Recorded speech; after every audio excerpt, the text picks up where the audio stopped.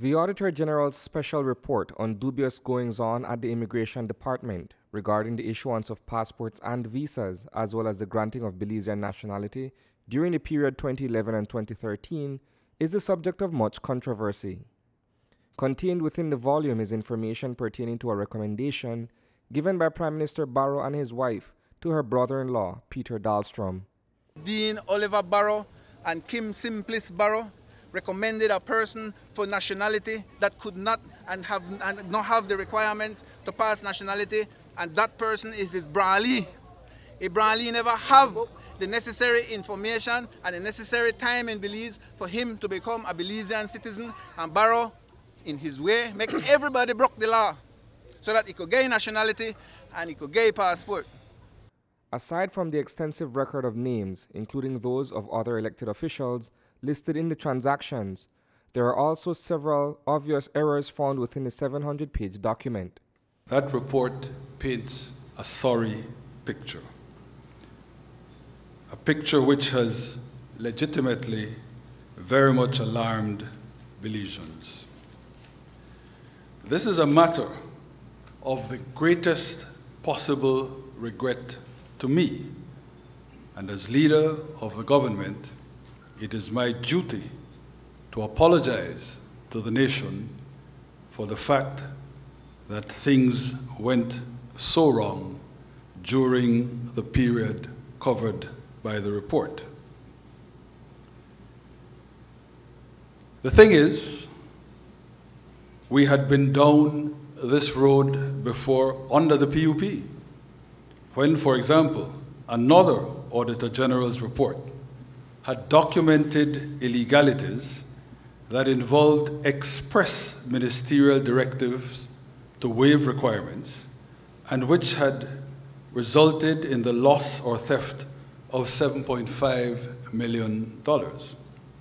But that history was all the more reason why it ought not to have happened again.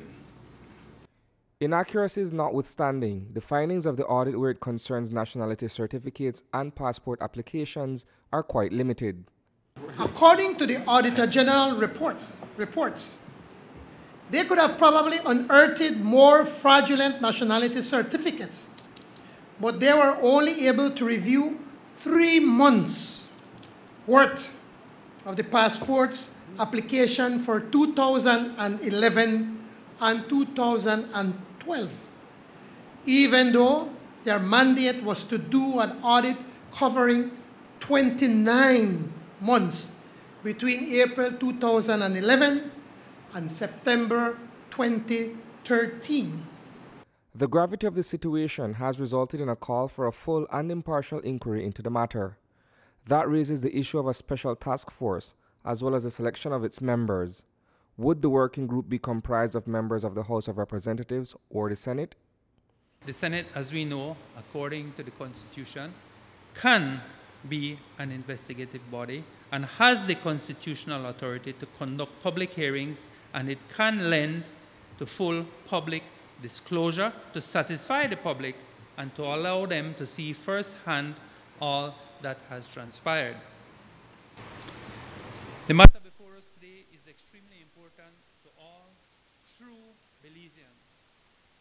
Today, what is at stake, Mr. President, is the restoration of our reputation, the credibility, and the very legitimacy of our citizenry and nationality. Because of the magnitude and the serious ramifications of the problem before us, we owe the nation and the international community nothing less than full transparency in this matter. Despite the call for a Senate Select Committee to conduct the inquiry, that notion was defeated last Wednesday when Senator Ashley Rock, aside from the U.D.P's parliamentary majority, voted against it. The option of having a wider body to do this investigation, I was not opposed to an investigation. I was supportive of an investigation. The only issue was that during the Senate meeting, only one was proposed when I said yes. But when the alternative was presented, I am a man, if you know anything about me, I will choose. And I will choose, like I said, in the best interest of everybody. PM Barrow weighed in on the controversy in the wake of Pastor Rock's attack by the churches. If Senator Rock is to be condemned because he prefers the Joint Select Committee over the narrower Senate Select Committee, you will similarly condemn the Chamber of Commerce? Because they too obviously prefer the Joint Select Committee over the narrower Senate Select Committee. So what is the composition of the latter? The Joint Select Committee will be made up of a majority of the Barrow administration. The remainder will be split between members of the opposition and the social partners.